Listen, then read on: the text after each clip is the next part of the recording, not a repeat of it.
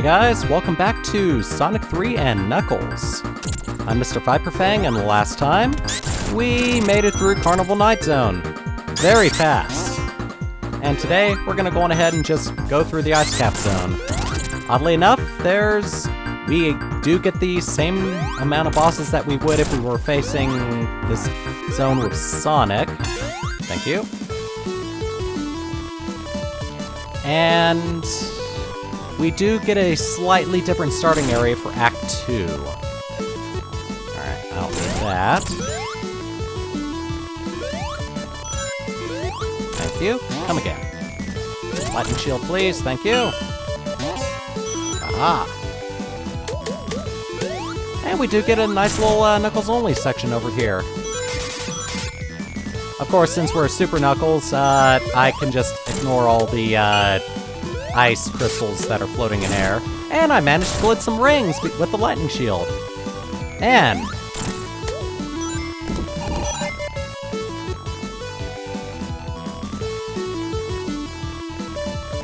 well, we're gonna stick with that for a while. Alright. Got those perfectly normal rings. Oh, joy.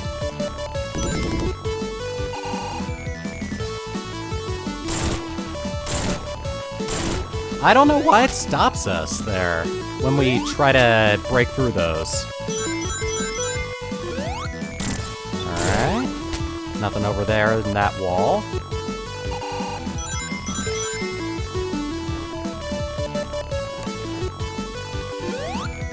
Okay. Oh, flying back, flying back.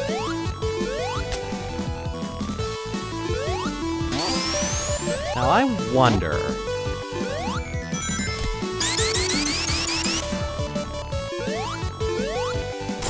Oh, yep, it sealed it off for us. So we only have one way we can go, and it's this way.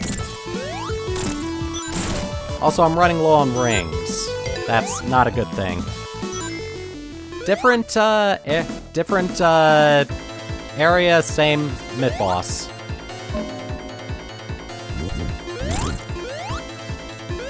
Two. I do need to be a little careful. Ow. 4.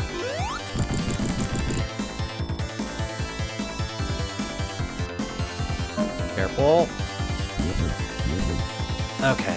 I'll just let it fly through.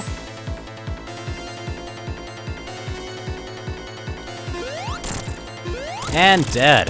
Whew, that was close. I was actually afraid I was gonna die there. Alright, Act 1 done, and we get Act 2. Which is pretty much entirely different for Knuckles. Because we actually get underneath the ice section that we have to deal with for most of the stage. But luckily we do meet up with the normal stage toward the end. Also, we have water to deal with. It's something that I'll be avoiding. Move, move, move. Ah, dang it, I didn't get out in time. I don't think you can actually shake out of that, now that I think about it. What's all the way up here? Is it just rings? Yep, just rings.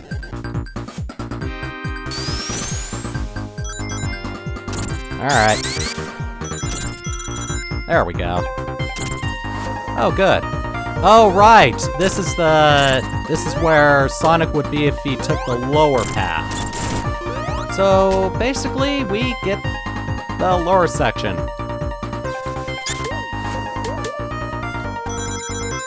Which is very...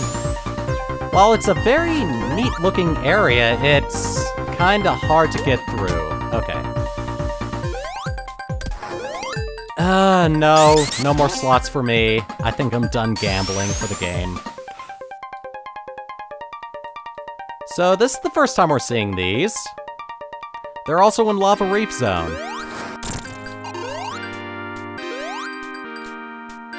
You hit those, you lose your rings, basically. It's basically the equivalent of getting hit. You do not want to jump on those, which is why they put them right there, so that they can mess you up. And we're back in the normal section of Ice Cap Act 2. And 2. Oh, almost. Oh, thank you. Okay. Alright, thank you. I have enough rings.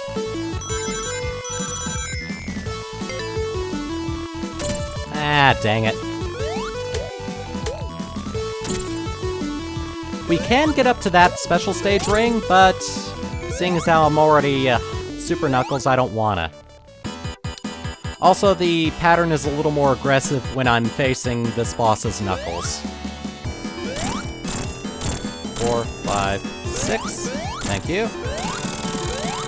And just as easily beaten if you're Super. Alright, that's gonna do it for today. I know, short. But I did say I was gonna split up each part according to zone, so yeah, that's all there is to it. Next time, we're gonna go through Launch Base Zone, and hopefully we have a little more luck than we did back in Marble Garden Zone. I really want to think so anyway. Later!